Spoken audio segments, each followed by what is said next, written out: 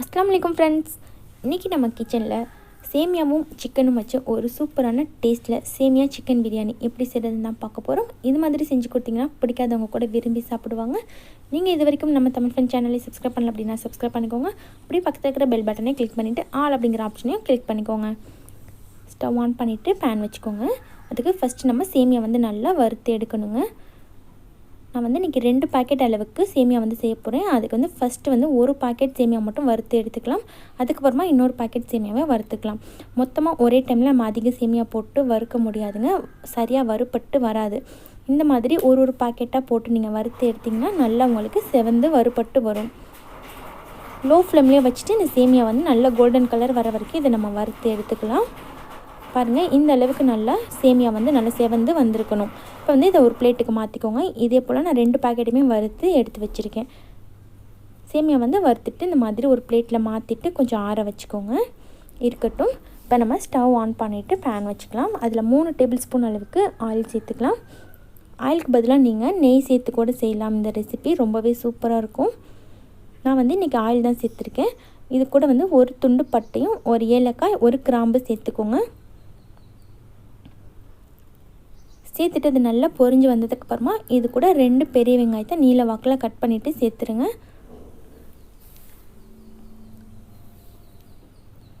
ஒரு பாக்கெட் சேமியாவுக்கு நம்ம ஒரு வெங்காயம் கவுண்ட் பண்ணிட்டோன்னா கரெக்டாக இருக்கும். வெங்காயம் இப்போ நல்லா செவந்து வர வரைக்கும் நல்லா வதக்கிக்கலாம். அப்போ தான் நம்மளுக்கு பிரியாணி நல்லா டேஸ்ட்டாக உங்களுக்கு கிடைக்கும். இப்போ பாருங்கள், வெங்காயம் இந்த அளவுக்கு நல்லா செவந்து வந்திருக்கு. இந்த ஸ்டேஜில் இது கூட நம்ம 1.5 டீஸ்பூன் அளவுக்கு பிரியாணி மசாலா ஆட் பண்ணிக்கலாம். நான் இன்றைக்கி வீட்டில் அரைச்ச பிரியாணி மசாலா தான் சேர்த்துருக்கேன். கூடவே 1.5 டேபிள் ஸ்பூன் அளவுக்கு இஞ்சி பூண்டு பேஸ்ட்டும் ஆட் பண்ணிவிட்டு நல்லா மிக்ஸ் பண்ணிக்கோங்க. லோ ஃப்ளேமில் வச்சு மிக்ஸ் பண்ணுங்கள். நம்ம சேனலில் ஏற்கனவே பிரியாணி மசாலா ரெசிபி அப்லோட் பண்ணியிருக்கோங்க. உங்களுக்கு வேணும்னா அதோட லிங்க் நான் டிஸ்கிரிப்ஷன் பாக்ஸில் கொடுக்குறேன், போய் செக் பண்ணி பார்த்துக்கோங்க ஃப்ரெண்ட்ஸ். இப்போ வெங்காயம் கூட பிரியாணி மசாலாவும் இஞ்சி பூண்டு பேஸ்ட்டும் சேர்ந்து இந்த அளவுக்கு வதங்கினதுக்கப்புறமா இது கூட 2 பெரிய தக்காளியை ஸ்லைஸ் பண்ணிவிட்டு சேர்த்துருங்க. கூடவே 1.5 டீஸ்பூன் அளவுக்கு மிளகாய்த்தூள் சேர்த்துருங்க.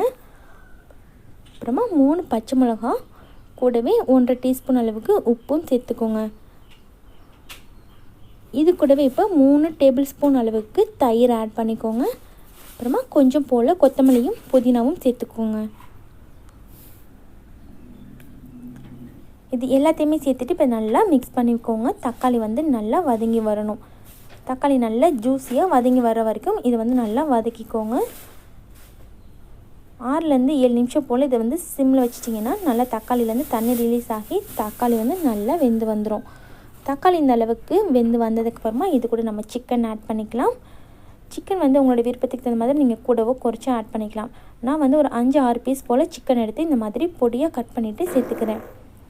முதல் நாள் நான் சிக்கன் வாங்கும்போது ஒரு 5-6 பீஸ் போல் எடுத்து ஃப்ரிட்ஜில் ஸ்டோர் பண்ணி வச்சுருந்தேங்க. அதை தான் இன்றைக்கி நான் குட்டி குட்டி பீஸாக கட் பண்ணிவிட்டு இது கூட சேர்த்துருக்கேன்.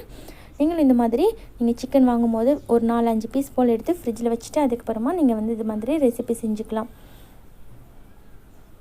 இப்போ சிக்கன் சேர்த்து நல்லா மிக்ஸ் பண்ணிவிட்டு க்ளோஸ் பண்ணி வச்சுருங்க. ஒரு 10 நிமிஷம் போல் சிம்மில் வச்சு க்ளோஸ் பண்ணிடுங்க. இப்போ சிக்கன்லேருந்து தண்ணி ரிலீஸ் ஆகி அந்த தண்ணியில் சிக்கன் நல்லா வெந்து வந்துடும். இப்போ பாருங்கள், 10 நிமிஷத்துக்கு அப்புறமா ஓப்பன் பண்ணலாம். சிக்கன்லேருந்து ரிலீஸ் ஆனால் தண்ணியில் நல்லா சுருண்டு சிக்கனும் நல்லா வெந்து வந்திருக்கு. நீங்கள் இந்த ஸ்டேஜில் சிக்கனை செக் பண்ணிக்கோங்க, நல்லா வெந்திருக்கா அப்படின்னு சொல்லிட்டு. சிக்கன் நல்லா வெந்திருந்துச்சுன்னா அதுக்கப்புறமா இது கூட 1 கப் அளவுக்கு பால் சேர்த்துக்கோங்க. 1 கப் அளவுக்கு நான் தேங்காய் பாலும் 2 கப் அளவுக்கு தண்ணியும் சேர்த்துக்கிறேன். தேங்காய் பால் ஆட் பண்ணி செய்யும்போது இதோட டேஸ்ட் ரொம்பவே சூப்பராக இருக்கும். சேர்த்துட்டு இதை நல்லா மிக்ஸ் பண்ணி விட்டுக்கோங்க. 2 பாக்கெட்டுக்கு 4 டம்ளர் அளவுக்கு தண்ணி நீங்கள் கணக்கு பண்ணிக்கோங்க. நான் இன்றைக்கி பவுலில் மெஷர் பண்ணியிருக்கேன். தண்ணி சேர்த்துட்டு இப்போ இந்த சேமியாவுக்கு தேவையான அளவுக்கு உப்பு சேர்த்துட்டு செக் பண்ணிக்கோங்க. இந்த ஸ்டேஜில் உப்பு செக் பண்ணிக்கிட்டோன்னா கரெக்டாக இருக்கும். இப்போ இது கூட நம்ம வறுத்து எடுத்து வச்சுருக்க சேமியாலாம் ஆட் பண்ணிக்கலாம்.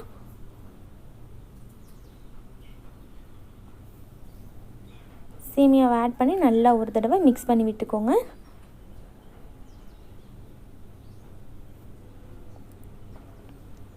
மிக்ஸ் பண்ணிவிட்டு இப்போ இது கூட அரை எலுமிச்சம்பழத்தோடைய சாறு சேர்த்துக்கலாம். நம்ம ஏற்கனவே முன்னாடியே வந்து நம்ம எலுமிச்சம்பழம் சாறு சேர்த்துட்டோம் அப்படின்னா நம்ம பால்லாம் சேர்த்துருக்கிறதுனால திரிஞ்சு போகிறதுக்கும் வாய்ப்பு இருக்குது. நம்ம சேமியா சேர்த்ததுக்கப்புறமா எலுமிச்சம்பழத்தோடைய சாறு சேர்த்துக்கலாம். சேர்த்துட்டு இதை வந்து ஒரு தடவை நல்லா கலந்து விட்டுட்டு க்ளோஸ் பண்ணி வச்சுருங்க. ஒரு 10 நிமிஷம் போல் சிம்மில் வச்சிங்கன்னா சேமியா வந்து சாப்பிட்றதுக்கு ரொம்பவே சூப்பராக ரெடியாகி வந்துடும். ரொம்ப ஒரு நல்ல டேஸ்ட்டில் இருக்குங்க. கண்டிப்பாக வந்து குழந்தைங்கள்லேருந்து பெரியவங்க வரைக்கும் எல்லாருமே வந்து விரும்பி சாப்பிடுவாங்க. யாருமே வந்து பிடிக்கலன்னு சொல்ல மாட்டாங்க. அந்தளவுக்கு சிக்கன் சேமியா பிரியாணி ரொம்ப சூப்பராக இருக்கும். நீங்கள் செஞ்சதில்லை அப்படின்னா ஒரு தடவை கண்டிப்பாக ட்ரை பண்ணி பாருங்கள். இப்போ 10 நிமிஷத்துக்கு அப்புறம் பாருங்கள், சேமியா வந்து ரொம்ப சூப்பராக வெந்து சேமியா பிரியாணி நம்மளுக்கு தயாராகிடுச்சு. ரொம்ப ஈஸியான மெத்தட், ரொம்பவே டேஸ்டியாக இருக்கும். நீங்களும் இதே மாதிரி உங்கள் வீட்டில் செஞ்சு பாருங்கள். இந்த வீடியோ உங்களுக்கு பிடிச்சிருந்துச்சின்னா லைக் பண்ணிட்டு உங்கள் ஃப்ரெண்ட்ஸ் கூட ஷேர் பண்ணிக்கோங்க. தேங்க்யூ.